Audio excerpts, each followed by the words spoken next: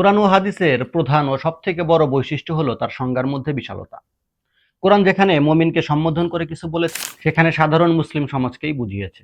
কিন্তু যেখানে মুমিনের প্রকৃত পরিচয়, গুণাবলী বা স্বরূপের প্রকাশ করেছে, সেখানে একজন মুমিন যে এই নশ্বর পৃথিবীর বা এই দুনিয়ার ধরাছোঁয়ার বাইরে এক বিশেষ উচ্চতায় বাস করেন তার প্রমাণ দিয়েছে। কোরআন মাজিদে মুমিনের যে স্বরূপ বর্ণনা করা হয়েছে, তেমন গুণে গুণান্বিত একজন মহান মানুষ হলো একজন মহামানব। কোরআন বলছে যে একজন মুমিন ব্যক্তিই হলো মূলত আল্লাহর সৃষ্টির মধ্যে এক মহান রহস্য।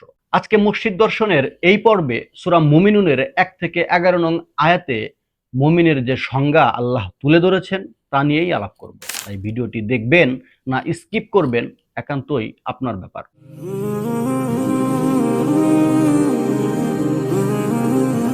সুফি সদরুদ্দিন আহমদ চিশতি সাহেব বলছেন, মুমিন ব্যক্তির অন্তর আল্লাহর মসজিদে আশ্রয়প্রাপ্ত এবং মুমিনের অন্তরই হলো আল্লাহর আরশ বা সিংহাসন।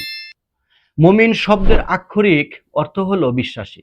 নীতিগতভাবে কোনো সত্যকে যখন কোনো ব্যক্তি মুখে স্বীকার করে এবং অন্তরে গেঁথে নেয়, তখন তাকে ওই বিষয়ে বিশ্বাসী বলা হয়। আমাদের ধর্মীয় পরিভাষায় আমরা বিশ্বাসী তাকেই বলে থাকি যিনি না দেখেই বিশ্বাস স্থাপন করেছেন মহান আল্লাহ, পরকাল, ফেরেশতা, আল্লাহর রাসূল এবং তার নাজিল করা পবিত্র কিতাবসমূহের উপর। সুফি সাহেব বলছেন, এই ধরনের সাধারণ বিশ্বাসীদের সম্বোধন করেই কোরআন তার অধিকাংশ আদেশ ও উপদেশ দান করেছেন, যাতে মানুষ তাদের জীবন সংশোধন করে নিতে পারে। কারণ যার অন্তরে ন্যূনতম বিশ্বাস নেই, সে ব্যক্তি কোনোভাবেই কোরআনের আধ্যাত্মিক বিধান মেনে চলতে পারবেন না বা রাজি হবেন না। সুফি সাহেব বলছেন, কোরআন মুমিনের যে সংজ্ঞা বা মানদণ্ড নির্ধারণ করেছে তা অত্যন্ত উন্নত এবং খুবই গভীর। সুফি সাহেব বলছেন, আমাদের বর্তমান সমাজে মুমিন ব্যক্তি খুবই অল্প দেখা যায়। সুফি সদরুদ্দিন আহমদ চিশতি সাহেব আরো বলছেন, মসজিদ মূলত একমাত্র মুমিনের জন্যই। মুমিন না চিনতে পারলে যেমন কোরআন হাদিসে উল্লেখিত মসজিদকে চেনা যায় না, তেমনি মসজিদকে না চিনলে একজন মুমিন ব্যক্তিকেও চেনা সম্ভব নয়। যখন একজন মুমিন তার অন্তরের মসজিদে প্রবেশ করেন, তখনই তিনি আল্লাহর সিংহাসনের মর্যাদা লাভ করেন। সুফি সদরুদ্দিন আহমদ চিশতি সাহেব আরো বলছেন, কোরআন মাজিদের বিভিন্ন স্থানে মুমিনের পরিচয় নানাভাবে ফুটিয়ে তোলা হয়েছে। বিশেষ করে সূরা মুমিনুনের প্রথম 11টি আয়াতে ধারাবাহিকভাবে মুমিনের যে কয়টি গুণের কথা বলা হয়েছে তা আমাদের প্রত্যেকের জীবনের জন্য দিক নির্দেশনা। কোরআন বলছে, নিশ্চয়ই শুধুমাত্র বিশ্বাসীরাই পরম কল্যাণ ও সফলতা লাভ করেছে। তারা সেই সব লোক যারা তাদের সালাত বা সংযোগ প্রচেষ্টার মধ্যে বিনয়ী ও ভীত হয়ে থাকে, যারা অনর্থক কথা ও কাজ থেকে নিজেদের সরিয়ে রাখে, যারা জাকাতের জন্য সর্বদা সক্রিয় বা ক্রিয়াশীল থাকে। এছাড়াও তারা নিজেদের লজ্জাস্থান বা যৌন অঙ্গের যথাযথ হেফাজত করে। নিজেদের স্ত্রী অথবা অধিকারভুক্ত দাসী ছাড়া যৌন লালসাকে প্রশ্রয় দেয় না। যারা এর বাইরে অন্য পথ খোঁজে তারাই মূলত সীমা লঙ্ঘনকারী। প্রকৃত মুমিন সেই ব্যক্তি যে নিজের আমানত ও অঙ্গীকার রক্ষা করে এবং প্রতিটি মুহূর্তে অত্যন্ত যত্নের সাথে আল্লাহর সাথে নিজের সংযোগ বা সালাতকে টিকিয়ে রাখে। এরাই হবে জান্নাতুল ফেরদাউসের চিরস্থায়ী উত্তরাধিকারী।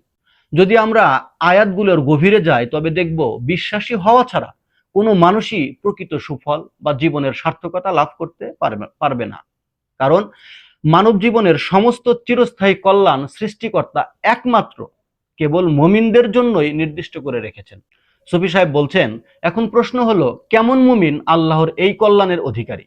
কোরআন বলছে, তারা হলেন সেই সব লোক যারা সালাত অর্থাৎ আল্লাহর সঙ্গে সংযোগ প্রতিষ্ঠার নিরন্তর চেষ্টায় রত থাকে। তারা সব সময় এই ভয় থাকে যেন আল্লাহর সঙ্গে মনের যে সংযোগ, সেই সংযোগের মাঝে যেন দুনিয়ার কোনো চিন্তা বা খেয়াল এসে বাধা না হয়ে দাঁড়ায়। সুফি সদরুদ্দিন আহমদ চিশতি সাহেব আরো বলছেন, আল্লাহর সঙ্গে প্রতিটা মুহূর্তে সংযোগ রক্ষা করাই মুমিনের একমাত্র লক্ষ্য। একজন মুমিন ব্যক্তি কখনো অপ্রয়োজনীয় কথাবার্তা বা গল্পগুজব করতে পারেন না। কারণ অযথা বা ফালতু কথা বলা এটাই প্রমাণ করে যে যে সময়টুকুতে তিনি গল্পগুজবে মত্ত ছিলেন, সে সময়ে আল্লাহর সাথে তার যোগাযোগ বিচ্ছিন্ন হয়ে তার মন দুনিয়াকেই গ্রহণ করেছে। অপ্রয়োজনীয় কথা বলা একজন প্রকৃত মুমিনের স্বভাব নয়।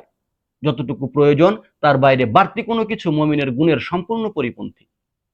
প্রয়োজনহীন বাজে কথা তো দূরের কথা, কাজের কথা বলারও সময় তার থাকে না।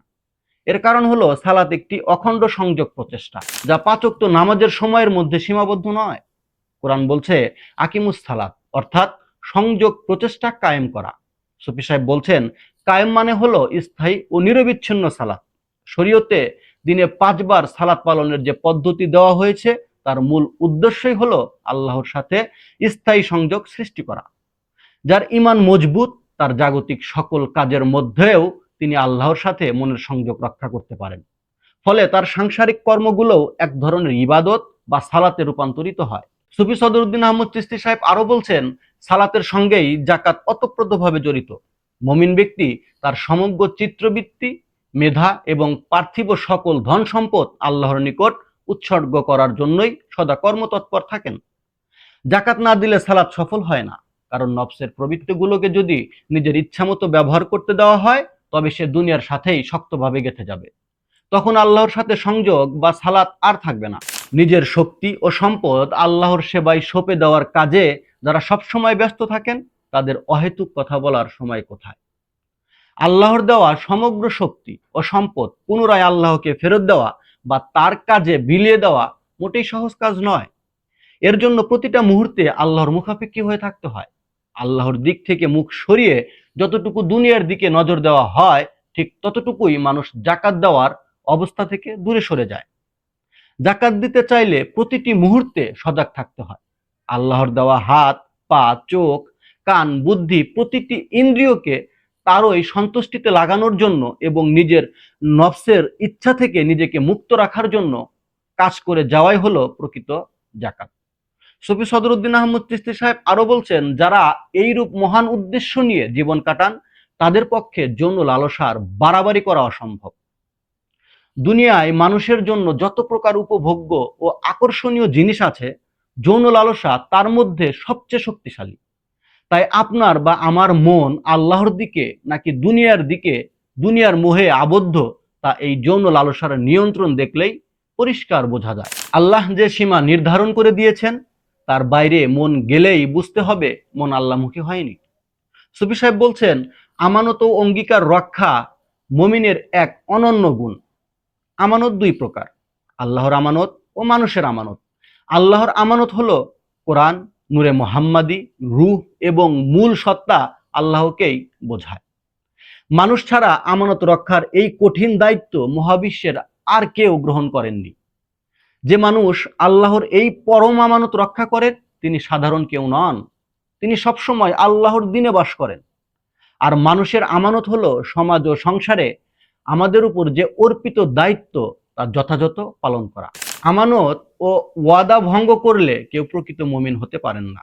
সুফি সদরুদ্দিন আহমদ চিশতি সাহেব বলছেন, আমাদের মনে রাখতে হবে আমরা সৃষ্টির আদিতে আল্লাহর কাছে অঙ্গীকার করে এসেছি তাকে রব হিসাবে মেনে নেওয়ার জন্য। কিন্তু দুনিয়ার মায়ায় পড়ে আমরা সেই ওয়াদা ভুলে গিয়েছি। যেদিন দুনিয়ার মায়া আমাদের অন্তর থেকে ছুটে যাবে সেদিন সেই পুরনো ওয়াদার কথা আমাদের আবার মনে পড়বে।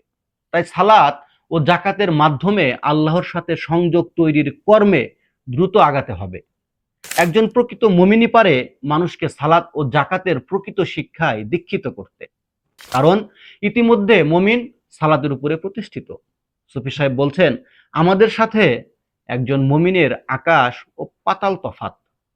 একজন মুমিন তার সামাজিক ও আধ্যাত্মিক জীবনে সব জায়গায় আল্লাহর সঙ্গে সংযোগ প্রচেষ্টা অত্যন্ত যত্ন সহকারে রক্ষা বা হেফাজত করেন। যাদের মধ্যে এই মহান গুণগুলোর সমন্বয় থাকবে তারাই জান্নাতুল ফেরদাউসের আসল উত্তরাধিকারী। তারা পার্থিব জীবনেই জান্নাতের নূর অনুভব করেন। ভালো থাকবেন, সুস্থ থাকবেন, সুফি দর্শনের সাথে থাকবেন। ভিডিওটি ভালো লাগলে অবশ্যই লাইক, শেয়ার, কমেন্ট এবং সাবস্ক্রাইব করতে ভুলবেন না। আমি আলহাজ আজকের মতো বিদায় নিচ্ছি। দেখা হচ্ছে মসজিদ দর্শন পর্ব 5-এ। ধন্যবাদ।